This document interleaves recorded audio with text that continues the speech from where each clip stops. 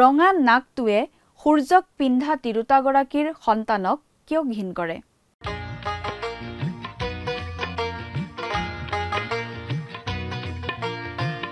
আজিৰে পবিত্ৰ ক্ষণতে উজলি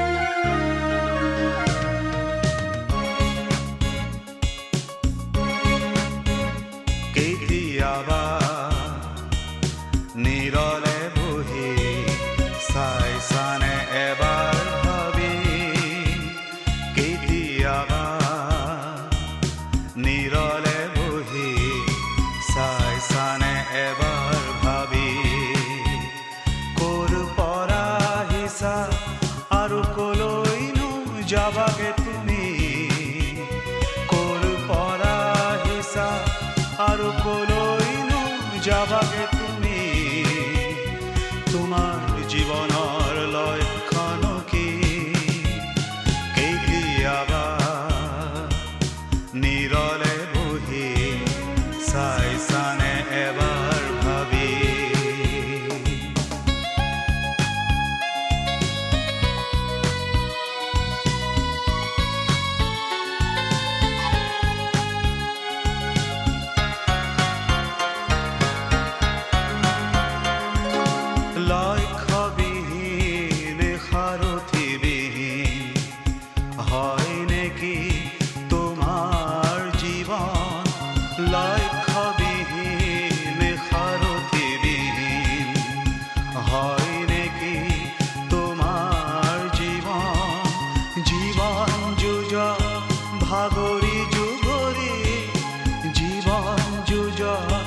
ভাগৰি যুগৰি খাইছানে বাৰু লতি ঘটি খাইছানে বাৰু লতি ঘটি তোমাৰ জীৱনৰ লক্ষণ কি কেতিয়াবা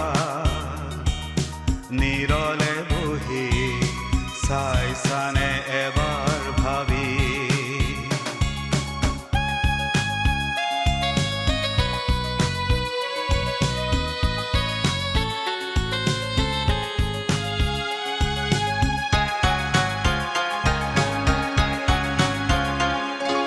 যিচুতে জীৱনৰ অৰ্থ পাবা জীয়াই থকাৰো পাবা প্ৰেৰণা অজ্ঞান এন্ধাৰ আঁতৰ কৰি দিব তোমাক তেওঁ নতুন। নমস্কাৰ, আমাৰ ভক্তিবচন অনুষ্ঠানলৈ আপোনাক স্বাগতম জনাইছোঁ। খ্ৰীষ্টীয় বিশ্বাসী লোকসকলৰ বাবে বিশেষভাৱে প্ৰস্তুত কৰা এই ভক্তিবচন অনুষ্ঠানটো হৈছে বাইবেল অধ্যয়নৰ ধাৰাবাহিক অসমীয়া অনুষ্ঠান।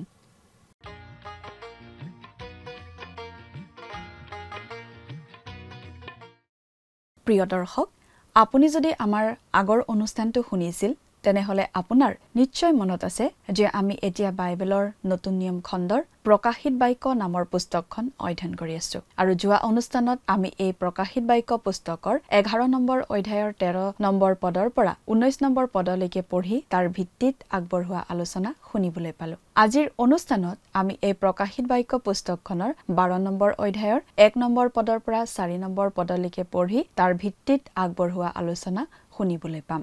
6 নম্বৰ অধ্যায়ৰ পৰা 18 নম্বৰ অধ্যায়ৰ মূল বিষয়বস্তু হৈছে পৃথিৱীত ঘটিবলগীয়া মহাক্লেশ। এটা এটাকৈ 6টা হিঙা বজোৱা হল আৰু যথাক্ৰমে পৃথিৱীত নানা ধৰণৰ ক্লেশ আৰু সন্তাপ হল। 10 নম্বৰ অধ্যায়টো হৈছে ষষ্ঠ আৰু সপ্তম হিঙাৰ মাজৰ বিৰতি।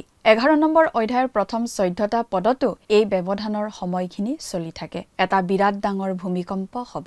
জেৰুজালেম নগৰৰ 10 ভাগৰ এভাগ পতিত হ'ব আৰু 7,000 লোক মৃত্যুমুখত পৰিব। এয়া হ'ব দ্বিতীয়টো সন্তাপ। ইয়াৰ পাছতে আহিব তৃতীয়টো সন্তাপ। সপ্তম স্বৰ্গদূতে হিঙা বজালে আৰু স্বৰ্গত ডাঙৰ মাতেৰে কোৱা হল যে জগতৰ শাসন এতিয়া আমাৰ প্ৰভুৰ আৰু তেওঁৰ খ্ৰীষ্টৰ আৰু তেওঁ চিৰকাললৈকে ৰাজত্ব কৰিব। তাৰ পাছত ঈশ্বৰৰ আগত নিজৰ আসনত বহি থকা ২৪জন বৃদ্ধ লোকে প্ৰণিপাত কৰি ঈশ্বৰক উপাসনা কৰিলে। তেতিয়া জাতিবিলাকে ক্ৰোধিত হ'ল। মানুহ শেষলৈকে ঈশ্বৰৰ বিৰোধী হৈয়ে থাকিব আৰু ঈশ্বৰৰ ক্ৰোধ আৰু সুদ বিচাৰ নামি আহিব। ঈশ্বৰে তেওঁৰ দাহ ভাৱবাদী পবিত্ৰ লোক আৰু ঈশ্বৰৰ নাম ভয় কৰা সৰু বৰ সকলো লোকক পুৰস্কাৰ দিব আৰু পৃথিৱী ধ্বংস কৰাসকলক ধ্বংস কৰিব। তেতিয়া স্বৰ্গত থকা ঈশ্বৰৰ মন্দিৰ মুকলি কৰা হ'ল। তাতে ঈশ্বৰৰ নিয়ম চন্দুক দেখা গ'ল। ঈশ্বৰে ইছৰাইল জাতিৰ সৈতে কৰা প্ৰতিজ্ঞা ৰক্ষা কৰিব। ১২ নম্বৰ অধ্যায়ৰ বিষয়বস্তু হৈছে ইছৰাইল আৰু শয়তানৰ মাজৰ চূড়ান্ত সংঘাত। মহাক্লেশৰ সময়ছোৱাত এই সপ্তম শিঙা বজোৱাৰ দ্বাৰা ৭জন অভিনেতাক আমাৰ লগত চিনাকি কৰাই দিয়া হয় আৰু আমি তেওঁলোকৰ বিষয়ে ১২ আৰু ১৩ নম্বৰ অধ্যায়ত পাওঁ। যদিও সপ্তম শিঙাই আমাক মহাক্লেশ আৰু ১০০০ বছৰীয়া শাসনৰ মাজেৰে একেবাৰে অনন্তকালৰ দুৱাৰ মুখলৈকে লৈ যায়, তথাপিও বহু বিশদ বিৱৰণ বাদ দিয়া হৈছিল। ১২ নম্বৰ অধ্যায়ৰ পৰা আৰম্ভ কৰি মহাক্লেশৰ সময়ছোৱাত প্ৰধান ভূমিকা লোৱা ৭জন বিশিষ্ট ব্যক্তিৰ উপস্থাপনৰ যোগেৰে কিছু বিশদ বিৱৰণ আমি পাম। প্ৰিয় দৰ্শক, কথাবোৰ অধিক বহলাই চাবলৈ আহকচোন এতিয়া আমি মূল আলোচনাটোৰ মাজলৈ আগবাঢ়ি যাওঁ। প্ৰিয় শ্ৰোতা, আপুনি বাৰু আমাৰ এই ভক্তিবচন অনুষ্ঠানটো নিয়মিতভাৱে শুনি আছেনে? আমি বাৰু বাইবেলৰ কোনখন পুস্তকৰ অধ্যয়ন চলাই আছো আপোনাৰ মনত আছেনে? আমি বাইবেলৰ একেবাৰে শেষৰখন পুস্তক অৰ্থাৎ যোহনৰ প্ৰতি প্ৰকাশিত বাক্য নামৰ পুস্তকখন অধ্যয়ন কৰি আছো, নহয়নে বাৰু? আপুনি যোৱা অনুষ্ঠানটো শুনিছিলনে? যোৱা অনুষ্ঠানত আমি এই প্ৰকাশিত বাক্য পুস্তকৰ ১১ নম্বৰ অধ্যায়ৰ অধ্যয়ন শেষ কৰিলো, শেষৰটো পদলৈকে পঢ়ি। আজি আমি ১২ নম্বৰ অধ্যায়ৰ অধ্যয়ন আৰম্ভ কৰিব খুজিছো। আমি এতিয়া যিবোৰ কথা আলোচনা কৰি আছো সেইবোৰ ভৱিষ্যতে ঘটিবলগীয়া কথা। প্ৰভু যীশুৰ বিশ্বাসীসকলৰ সমষ্টি অৰ্থাৎ খ্ৰীষ্টীয় মণ্ডলীক এদিন এই পৃথিৱীৰ পৰা উত্তোলিত কৰি স্বৰ্গলৈ লৈ যোৱা হ'ব আৰু পৃথিৱীত আৰম্ভ হ'ব মহাক্লেশ ৭ বছৰ ধৰি। আৰু মহাক্লেশৰ সামৰণি পৰাত প্ৰভু যীশু এই পৃথিৱীলৈ আহিব তেওঁৰ ন্যায় শাসন প্ৰতিষ্ঠা কৰিবলৈ। সেই ভৱিষ্যতে ঘটিবলগীয়া ঘটনাবোৰৰ বিষয়ে আমি এই প্ৰকাশিত বাক্য পুস্তকত অধ্যয়ন কৰি আছো। এই ১২ নম্বৰ অধ্যায়ৰ মূল বিষয় হৈছে ইছৰাইল আৰু শয়তানৰ চূড়ান্ত দণ্ড, যেতিয়া শয়তানক পৃথিৱীলৈ পেলাই দিয়া হ'ব। আৰু আমি ১২ আৰু ১৩ নম্বৰ অধ্যায়ত ৭গৰাকী অংশগ্ৰহণকাৰীক দেখা পাওঁ আৰু ৭ নম্বৰ তুৰিধ্বনিটোৰ যোগেদি সেই মহাক্লেশৰ সময়তে এই ৭গৰাকী লোকৰ কথা আমাৰ আগত একাদিক্ৰমে প্ৰকাশ কৰা হৈছে। যদিও ৭ নম্বৰ তুৰিধ্বনিয়ে আমাক ৭ বছৰীয়া মহাক্লেশৰ সময়ৰ পৰা প্ৰভু যীশুৰ ১০০০ বছৰীয়া শাসনৰ মাজেদি অনন্তকলীয়া যুগৰ আৰম্ভণি পৰ্যন্ত আগবঢ়াই লৈ যায়, বহুতো কথাৰ বিশদ বিৱৰণ কিন্তু দিয়া হোৱা নাই। কিন্তু ১২ নম্বৰ অধ্যায়ৰ পৰা আমি এই বিষয়ে কিছু কথা পাম। প্ৰথমতেই আমি পাম ৭গৰাকী গুৰুত্বপূৰ্ণ ব্যক্তিৰ কথা। এই ব্যক্তিকেইগৰাকীয়ে মহাক্লেশৰ সময়ছোৱাত বিভিন্ন ধৰণৰ প্ৰভাৱী ভূমিকা ল'ব। সেই ৭গৰাকী ব্যক্তিৰ কথা পোৱাৰ পাছত আমি পাম পৃথিৱীলৈ মহাক্ৰোধ কঢ়িয়াই অনা ৭টা পাত্ৰৰ কথা আৰু তাৰ পাছত বাণিজ্যিক বাবিলন আৰু ধৰ্মীয় বাবিলনৰ ধ্বংসৰ কথা। আমাৰ আগত ইছৰাইল জাতিৰ গুৰুত্বপূৰ্ণ ভূমিকাৰ কথাও ইয়াত প্ৰকাশ পাই উঠে। পৃথিৱীত থকা মন্দিৰ জোখা আৰু ১১ নম্বৰ অধ্যায়ৰ শেষৰ পদটোত স্বৰ্গৰ মন্দিৰৰ দুৱাৰ মেলা কাৰ্য দুটাৰ মাজেৰে ইছৰাইল জাতিৰ প্ৰতি ঈশ্বৰে কৰা বিশেষ আয়োজনৰ কথাই প্ৰকাশ পাইছে। আচলতে ১১ নম্বৰ অধ্যায়ৰ শেষৰ পদটো এই ১২ নম্বৰ অধ্যায়ৰ প্ৰৱেশ দুৱাৰ বুলি ক'ব পাৰি। আমি যি ৭জন ব্যক্তিৰ কথা পাম, সেই ৭জন ব্যক্তিয়ে আচলতে লৌকিক আৰু অলৌকিক, শাৰীৰিক আৰু আত্মিক, শাসনকৰ্তা আৰু জাতি সকলো ধৰণৰ ব্যক্তিক বুজায়। এওঁলোকনো কোন সেই বিষয়ে ভালদৰে বুজি পাই চিনি ল'ব পৰাটো প্ৰকাশিত বাক্য পুস্তকখন বুজি পাবলৈ অতি প্ৰয়োজনীয় কথা। আমি প্ৰথমতে যিগৰাকী ব্যক্তিৰ কথা পাম, সেইগৰাকী ব্যক্তিৰ মাজেদি প্ৰকাশিত বাক্যৰ বহুখিনি কথা আমাৰ বাবে পৰিষ্কাৰ হৈ পৰিব। এই প্ৰথম ব্যক্তিগৰাকী হৈছে এগৰাকী নাৰী, এগৰাকী তিৰোতা। এবাৰ এজন বিখ্যাত পণ্ডিতে এনেদৰে মন্তব্য কৰিছিল, প্ৰকাশিত বাক্যৰ 12 নম্বৰ অধ্যায়ত থকা মহিলাগৰাকীৰ বিষয়ে আপুনি কি ব্যাখ্যা আগবঢ়াইছে, তাৰ পৰাই এই কথাটো মই কৈ দিব পাৰিম। আপুনি ভাৱবাণী কেনেদৰে ব্যাখ্যা কৰে এই কথাটো। এইটো সঁচা কথা। আমি ভাবোঁ এই মহিলাগৰাকীৰ চিনাক্তকৰণেই প্ৰকাশিত বাক্য পুস্তকখন বুজি পোৱাৰ চাবিকাঠি। এতিয়া আমি বাইবেলৰ পৰা পাঠ কৰি দিব খুজিছোঁ। প্ৰকাশিত বাক্যৰ 12 নম্বৰ অধ্যায়ৰ প্ৰথম আৰু দ্বিতীয় পদ পাঠ কৰি দিম। আপোনাৰ বাইবেলখন মেলি লৈছেনে বাৰু? আমি পাঠ কৰি দিছোঁ। প্ৰকাশিত বাক্য 12 নম্বৰ অধ্যায় প্ৰথম আৰু দ্বিতীয় পদ। এনেদৰে লিখা আছে, পাছে স্বৰ্গত এটা মহৎ চিন দেখা গ'ল, সূৰ্যক পিন্ধা আৰু ভৰিৰ তলত চন্দ্ৰ থকা আৰু মূৰত 12টা তৰাৰ কিৰীটি পিন্ধা এনে এজনী তিৰোতা দেখা গ'ল। তেওঁ গৰ্ভৱতী আছিল আৰু প্ৰসৱ কৰিবৰ কাৰণে প্ৰসৱ বেদনাৰে পীড়িত হৈ আতাহ পাৰি আছিল। এতিয়া দৰকাৰী প্ৰশ্নটো হৈছে, এই মহিলাগৰাকী কোন? এই বিষয়ে হয়তো আপুনি কিছুমান লোকে দিয়া ব্যাখ্যা ইতিমধ্যে শুনি আহিছে। এটা খ্ৰীষ্টীয় মণ্ডলীৰ লোকে বিশ্বাস কৰে এই মহিলাগৰাকী কুমাৰী মৰিয়ম বুলি। কিছুমানে আকৌ অতি অদ্ভুত ধৰণৰ ব্যাখ্যা আগবঢ়ায়। কিছুমানে আকৌ ক'ব খোজে এই মহিলাগৰাকী হৈছে সকলো যুগৰ মণ্ডলী বুলি। কিছুমান ভুৱা মতবাদৰ প্ৰতিষ্ঠাপিকা মহিলাই নিজকেই সেই মহিলাগৰাকী বুলি দাবী কৰিব খোজা আমি গম পাওঁ। কিন্তু আমি জানো সেই মহিলাগৰাকী বৰ্তমানৰ কোনো নাৰী নহয়। তেন্তে মহিলাগৰাকীনো কোন?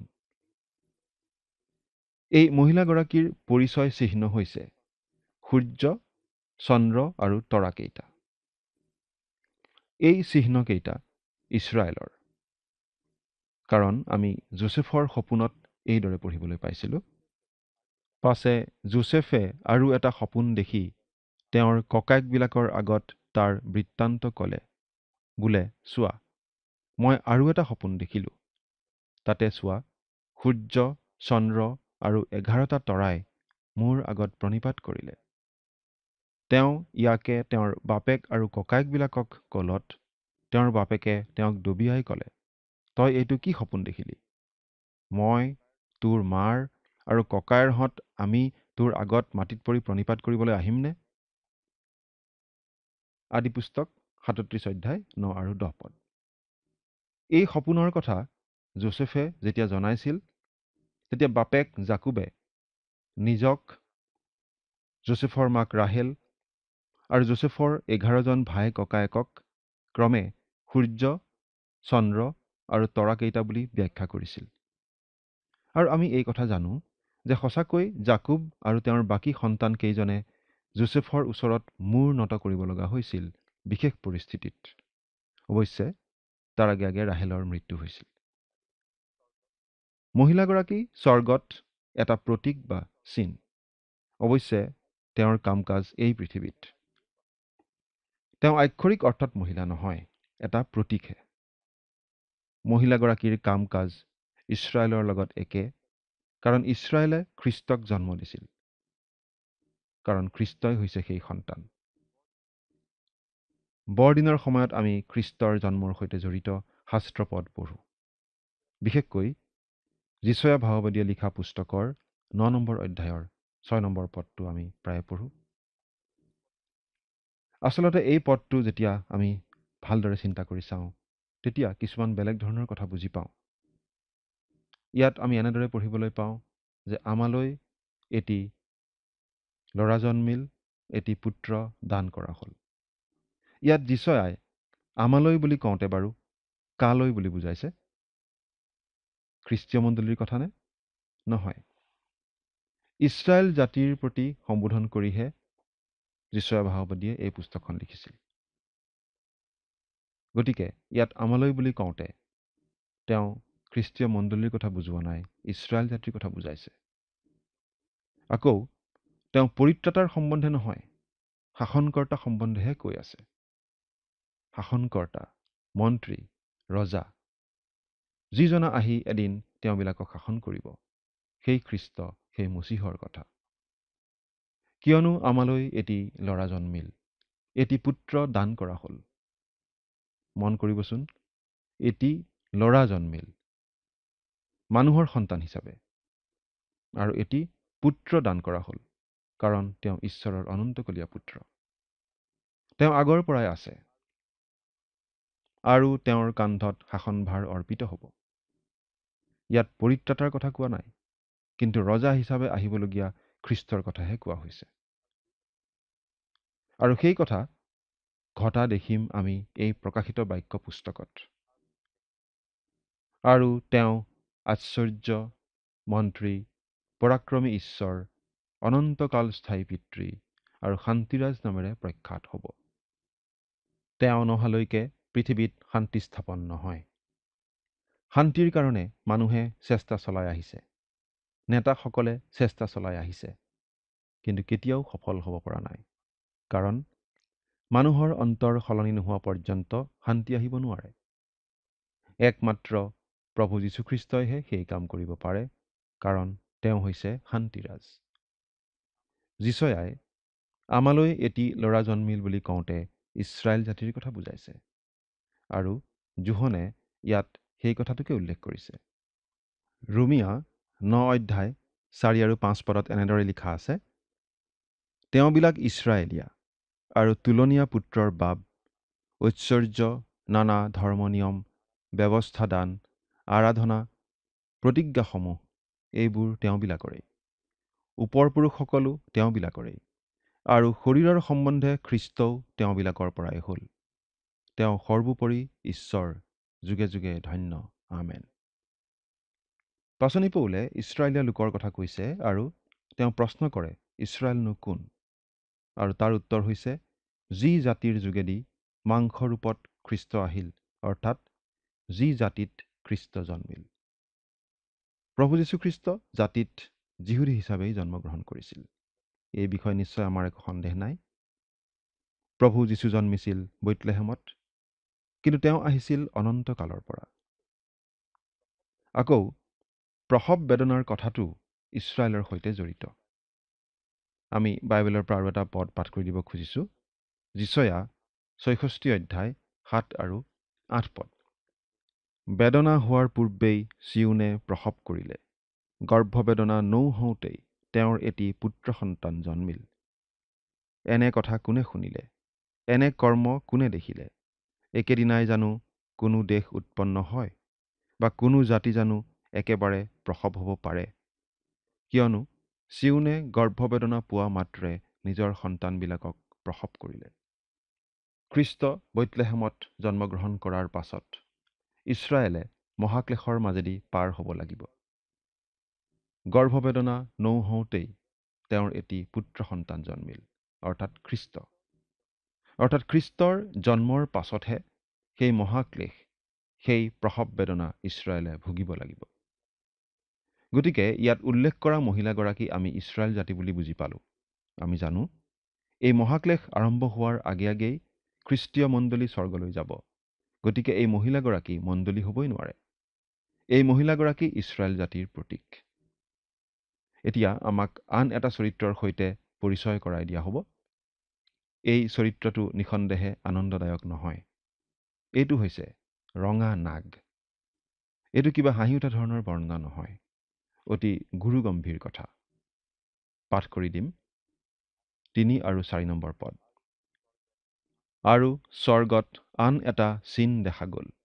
চোৱা, 7টা মূৰ, 10টা শিং, আৰু মূৰত 7টা কিৰীটি থকা এনে এটা ৰঙা বৰ নাগ আছিল। তাৰ নেজে আকাশৰ তৰাবোৰৰ 3 ভাগৰ এভাগ টানি নি পৃথিৱীত পেলাই দিলে, আৰু প্ৰসৱ কৰিবলৈ উদ্যত হোৱা সেই তিৰোতাই প্ৰসৱ কৰা মাত্ৰে সেই নাগে তেওঁৰ সন্তানক গ্ৰাস কৰিবলৈ তেওঁৰ আগত থিয় হৈ আছিল। আৰু স্বৰ্গত আন এটা চিন দেখা গ'ল। মন কৰকচোন, আমাক ইয়াত কিছুমান চিন বা প্ৰতীকহে দি থকা হৈছে। এইবোৰ আক্ষৰিক অৰ্থত ল'বলগীয়া ব্যক্তি নহয়। আমি আগতেও কৈছোঁ, যেতিয়া আমাক এই পুস্তকত কিবা প্ৰতীক বা চিন দিয়া হয়, সেইটো প্ৰতীক বা চিন বুলি জনাই দিয়া হয়। এই ৰঙা বৰ নাগটো আচলতে শয়তান। এই কথাটো 9 নম্বৰ পদত আমাক জনাই দিয়া হৈছে, এই অধ্যায়তে। গতিকে এই ৰঙা বৰ নাগটো কোন, সেই বিষয়ে আমি অনুমান কৰি ল'ব লগা নহয়।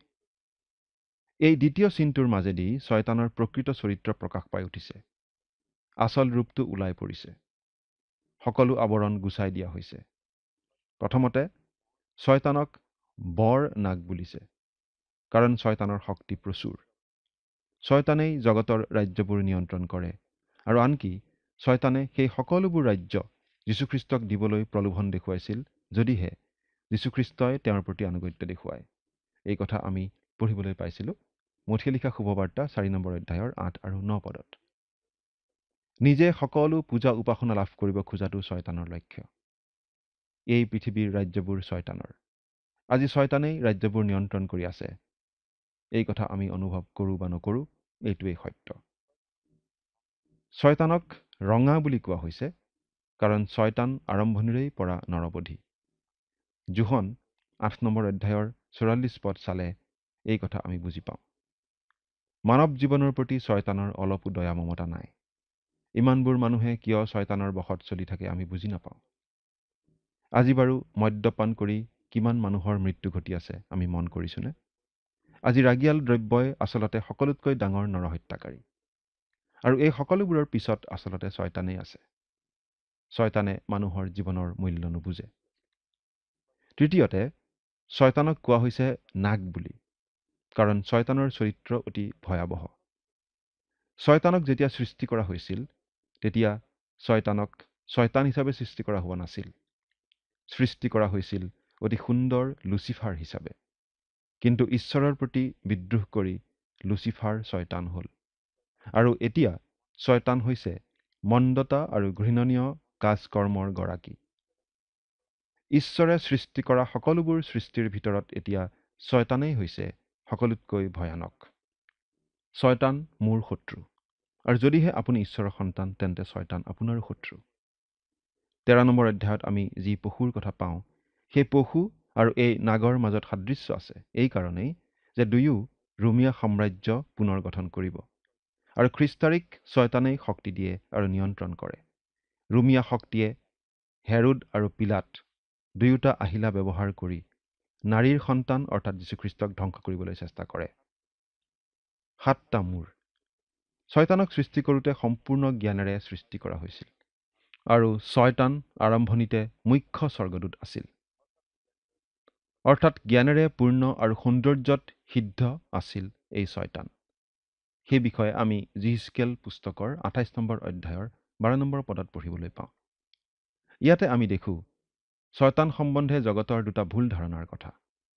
জগতে ভাবে শয়তান কুৎসিত বুলি, কিন্তু শয়তানক সৌন্দৰ্যত কোনো খুঁত নথকা ব্যক্তি হিচাপে সৃষ্টি কৰা হৈছিল। শয়তানক যদি আপুনি দেখা পায়, তেন্তে জগতে ভবাৰ নিচিনা কিম্ভূত কিমাকাৰ ৰূপত নহয়, অতি ধুনীয়া ৰূপতহে দেখিব। অৱশ্যে শয়তান অতি ধূৰ্ত আৰু মানুহক বিভ্ৰান্ত কৰে, আৰু মানুহে বিভিন্ন ৰূপত শয়তানক কল্পনা কৰে। শয়তান চতুৰ, আমাৰ তুলনাত বহু বেছি বুদ্ধিয়ক আৰু জ্ঞানী। আমি শয়তানৰ আগত নিজৰ শক্তিৰে, নিজৰ বুদ্ধিৰে তিষ্ঠিব নোৱাৰোঁ, কাৰণ শয়তান কেৱল ধুনীয়াই নহয়, জ্ঞানেৰেও পৰিপূৰ্ণ। শাস্ত্ৰত তেনেভাৱেই কোৱা হৈছে। 10টা শিং। শয়তানে ৰোমীয়া সাম্ৰাজ্যৰ যোগেদি আকৌ এই জগতখনত শাসনভাৰ চলাবলৈ, নিয়ন্ত্ৰণ চলাবলৈ, সকলোকে নিজৰ অধীনত ৰাখিবলৈ চেষ্টা চলাব। মূৰত থকা কিৰীটিকেইটাই বুজায় ৰাজকীয় ক্ষমতা আৰু কৰ্তৃত্ব। শয়তানে পৃথিৱীত বিভিন্ন প্ৰকাৰে নিয়ন্ত্ৰণ চলাই যাবলৈ চেষ্টা কৰিব। তাৰ নেজে আকাশৰ তৰাবোৰৰ 3 ভাগৰ এভাগক টানি নি পৃথিৱীত পেলাই দিলে। শয়তানে যেতিয়া ঈশ্বৰৰ বিৰুদ্ধে বিদ্ৰোহ কৰিছিল, লগতে স্বৰ্গদূতবোৰৰ 3 ভাগৰ এভাগেও বিদ্ৰোহ কৰিছিল। আৰু এইবোৰেই হৈ পৰিল শয়তানৰ লগৰীয়া দূত। শয়তানে তিৰোতাগৰাকীৰ সন্তানক নাশ কৰিবলৈ চেষ্টা কৰে, কাৰণ সেই সন্তানে শয়তানক পৰাস্ত কৰিব বুলি আদিৰে পৰা জনাই থোৱা আছিল। বাইবেলত এনেদৰে লিখা আছে, আৰু মই তোৰে নাৰীৰে মাজত আৰু তোৰ বংশৰে নাৰীৰ বংশৰে মাজত শত্ৰু ভাৱ উৎপন্ন কৰিম। সি তোৰ মূৰ গুৰি কৰিব আৰু তই তাৰ গৰুৱা গুৰি কৰিবি। আদি পুস্তক 3 অধ্যায় 15 পদ। প্ৰিয় শ্ৰোতা, প্ৰভু যীশুত বিশ্বাস স্থাপন কৰা প্ৰতিজন ব্যক্তি আজি প্ৰভু যীশুৰ হাতত নিৰাপদ। শয়তানে আৰু তেনে ব্যক্তিক ধ্বংস কৰিব নোৱাৰে, কাৰণ শয়তানৰ ওপৰত প্ৰভু যীশুৱে বিজয় সাব্যস্ত কৰিলে ক্ৰুচৰ ওপৰত। আপুনি বাৰু প্ৰভু যীশুতেই আপোনাৰ সৰ্বস্ব গতাই দি সেই নিৰাপত্তা গ্ৰহণ কৰিছেনে? ঈশ্বৰে আপোনাক আশীৰ্বাদ কৰক। আমেন।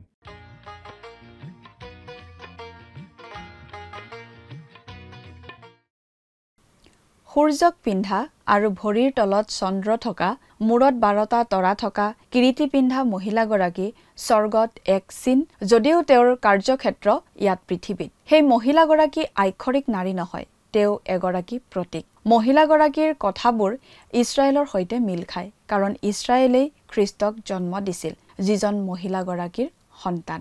7টা মূৰ আৰু 10টা শিং থকা ৰঙা নাকটোৱে বুজায় শয়তানক। সেই শয়তানে তিৰোতাগৰাকীয়ে প্ৰসৱ কৰিবলৈ ওলোৱা সন্তানটিক গ্ৰাস কৰিবলৈ ৰৈ আছিল। সেই ৰঙা নাকটোৱে তিৰোতাগৰাকীৰ সন্তানটিক ঘৃণা কৰে, কাৰণ আৰম্ভণিৰে পৰাই ভাৱবাণী কৰি থোৱা আছিল যে সেই শিশুটিয়েই শয়তানৰ বিনাশৰ কাৰণ হ'ব। প্ৰিয় দৰ্শক, আজিলৈ আমাৰ অনুষ্ঠানটো ইমানতে সামৰণি মাৰিব খুজিছোঁ। পৰৱৰ্তী অনুষ্ঠানত আপোনালোকক পুনৰ লগ পোৱাৰ আশা ৰাখিছোঁ।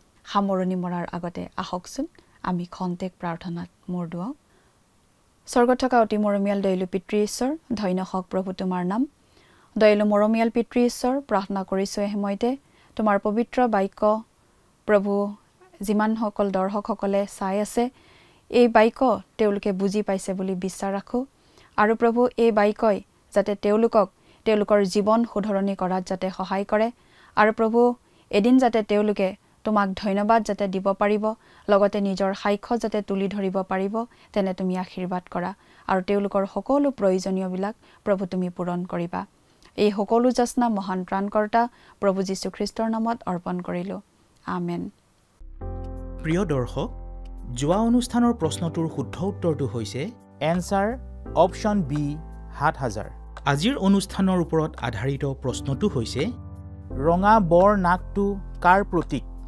অপশ্যন এ দানৱ, অপশ্যন বি ভুৱা ভাৱবাদী, অপশ্যন চি খ্ৰীষ্টাৰী, অপশ্যন ডি শয়তান।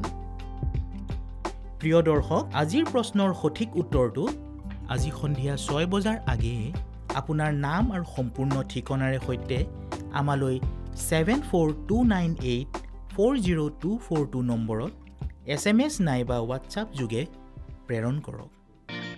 প্ৰিয় দৰ্শক, আপুনি যদি আমাৰ এই অনুষ্ঠানৰ যোগেদি আশীৰ্বাদপ্ৰাপ্ত হৈছে আৰু আমাৰ লগত কথা পাতিবলৈ বিচাৰিছে বা আপোনাক প্ৰাৰ্থনাৰ সহায় পৰামৰ্শ লাগে, তেন্তে আমালৈ 7429840242 এই নম্বৰত পোনপটীয়াকৈ ফোন কৰিব পাৰিব। ধন্যবাদ।